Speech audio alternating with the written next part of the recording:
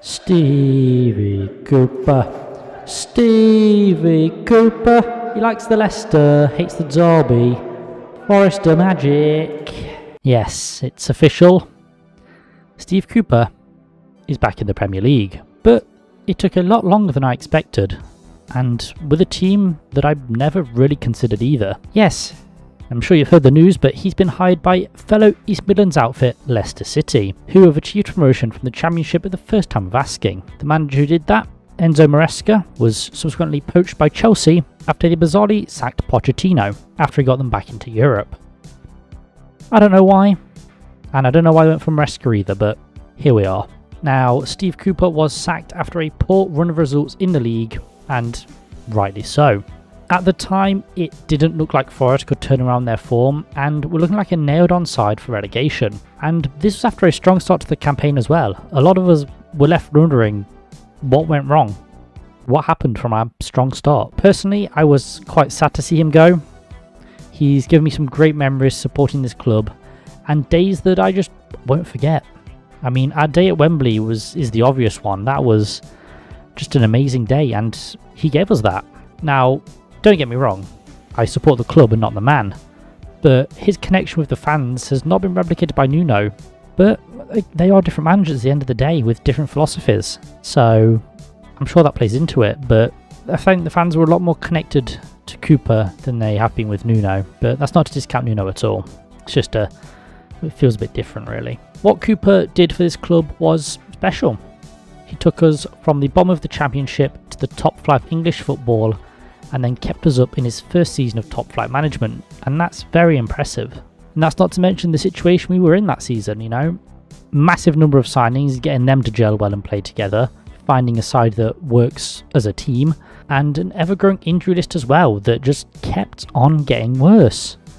You know, they just all piled up, and when we needed important results, they were a grind, but fair play to Cooper, we did get them. So that was very impressive as well. You know, he kept us up with a game to spare despite all those factors working against him.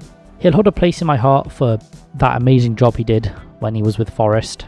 And like I said, I was sad to see him go, even if it was the right decision for the club and the right decision at the time. Because could we have stayed with Cooper in charge? I really don't know, honestly.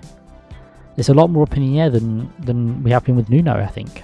At the end of the day, we stayed up, in part thanks to Cooper, but also a large thanks to Nuno as well. And I'm not mad that he's joined Leicester either. I'm just a bit sad, I guess you could say. Now, I wouldn't call them our main rivals. That's always going to be Derby County.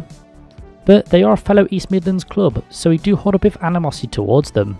I mean, I don't think it's on the levels of an East Midlands derby.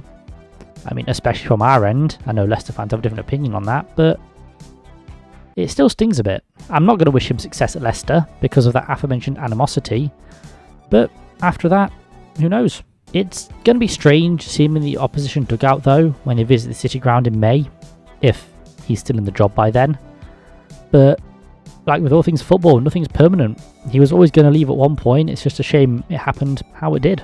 But he gave the club some brilliant times and cemented us in the Premier League, to be fair, so we can't argue with that. It's going to be very interesting to see how he does in the Prem, and especially with who he signs, as Leicester, much like Forest, are dealing with some PSR issues at the moment, and are in line for quite a hefty points deduction if things don't go their way. I have no doubt that his time at the helm of Forest will give him a vital experience for this upcoming Premier League season. Now he's got some of that top flight experience under his belt. Obviously he lacked that at the City ground, but now he's wizened up to the league, and you know, he's got more under his belt than he did when he took charge of us. Although it is arguably a tougher league now than it was when Cooper was sacked. Forest only claimed 32 points and survived, which is an extremely low points tally to survive in the Premier League. And I can't see 32 points being enough to stay up this coming season. But there are a lot of sides facing possible points deductions due to PSR, so it could be another low scoring season. We just can't tell. It's going to be very interesting to see if he changes up his tactics as well. It became very clear that his tactics at Forest just weren't working, and that led to his eventual sacking. And if he plans to stick to those at Leicester, he might not even survive the season. But there are talks of him bringing in a highly rated set-piece coach from Norwich, Well, he chose an under-19 coach for us, but we move. That always remains to be seen, though, if he actually brings him in. I would be a little jealous because, as I mentioned, we got someone who wasn't really qualified for the job. But, you know, Cooper gets what Cooper wants, I guess.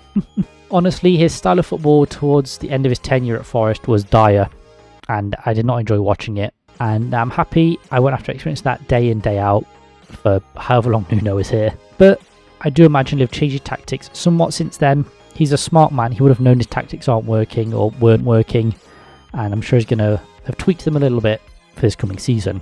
You'd hope so if you're a Leicester fan. But from what I've seen on Twitter, Leicester fans are a bit sceptical, and you can really understand why. I mean, just look at his stats. They weren't great, and he was sacked from his last job in the Premier League. And that was a team that they consider a big rival. It's much like when Everton appointed Rafa Benitez, you know. He used to manage Liverpool and absolutely stunk up the gaff at Everton, so it could be a similar situation there. If Cooper doesn't start well with Leicester, then things are going to get ugly very, very quickly, and the fans will turn on him on a dime. We didn't do so with him because he gave us promotion and he had a lot of credit in the bank, but Leicester don't have that same level of love for him, shall we say. So yeah, he's not got as much time as he would have with us.